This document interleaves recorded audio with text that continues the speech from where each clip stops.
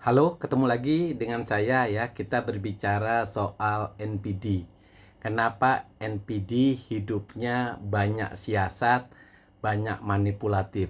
Seolah-olah hidupnya itu hanya untuk melakukan manipulasi, tidak bosan-bosan. Pernah ada orang yang pernah berpasangan atau pernah bergaul dengan NPD sampai bosan dengan kok setiap hari ada aja siasat untuk melakukan tindakan manipulatif. Seorang NPD, dia justru mendapatkan kesukaan energi dari tindakannya dengan melakukan manipulatif. Ketika dia tidak melakukan tindakan itu, maka seorang NPD akan kehilangan energi, justru membuat orang NPD merasa dirinya kalah. Nah, teman-teman, ketika kita berhadapan dengan NPD, ingat kuncinya itu satu, jangan melawan dan jangan terbawa oleh permainan siasatnya yang selalu manipulatif.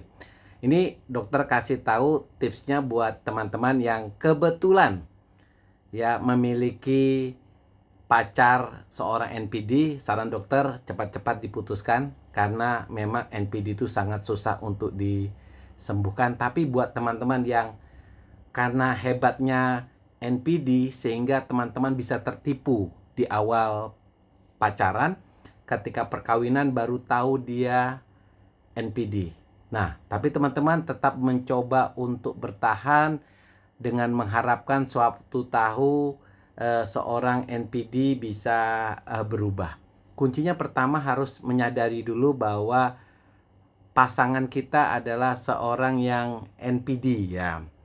Ketika kita menyadari bagaimana sikap kita kepada orang NPD. Nah, orang NPD ini ketika sudah mendapatkan pasangannya, seolah-olah pasangannya ini bukan saling berbagi tetapi jadi miliknya dia, orang yang harus menurut dia, orang yang harus mengikuti keinginannya dia. Ketika bawahannya atau yang dianggap pasangannya ini dianggap bawahan ini melawan ya, itu akan dianggap sebagai melawan dari kehendaknya dia, malah menjadi bumerang.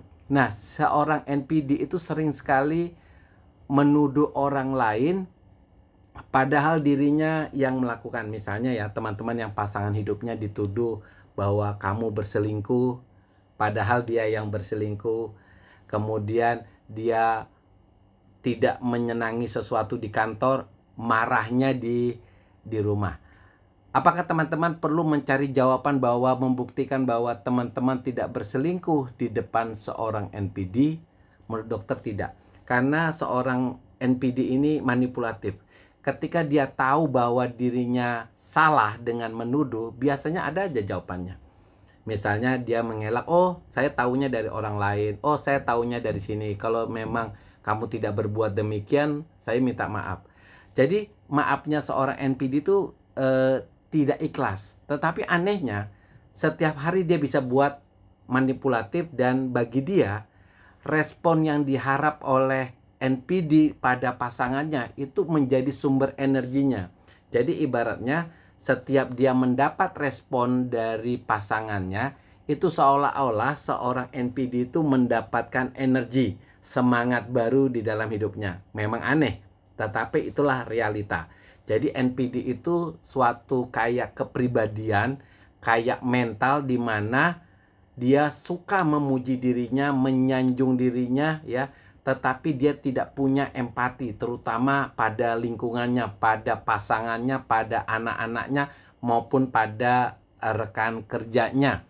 Nah, teman-teman, ketika kita dimanipulatif, kita harus punya pola pikir yang berbeda dengan kebanyakan orang lain. Kita tidak usah membuktikan apa-apa, tetapi kita ibaratnya menerima dengan mengatakan, oh suami saya ini memang NPD, cari masalah gitu ya. Atau istri saya ini NPD, cari masalah, cueki aja tapi jangan ambil hati ya. Hati kita tetap tenang bahwa kita jelas-jelas tidak berselingkuh atau kita tidak bersalah, tapi tanpa perlu kita menjelaskan. Seorang NPD itu akan merasa kehilangan energi ketika dia tidak mendapatkan respon dari pasangannya.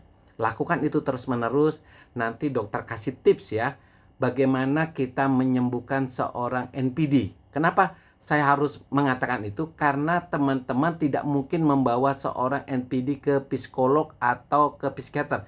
Karena mereka tidak menyadari bahwa dirinya sakit. Bayangkan orang yang tidak sakit dibawa ke psikiater atau psikolog pasti mengalami kesulitan. Kalau bisa, bersyukur banget ya.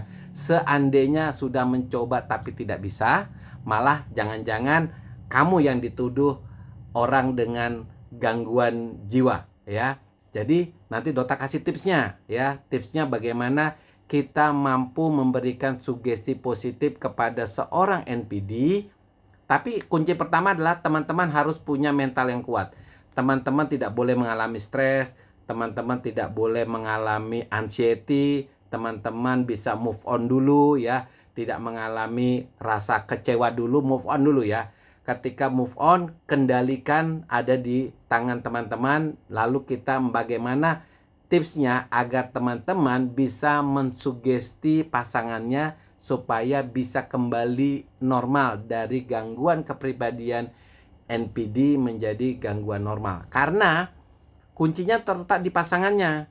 Karena menurut dokter tidak mungkin teman-teman bawa ke psikolog atau ke psikiater karena memang mereka tidak merasa sakit. Berarti yang jadi dokter adalah pasangannya.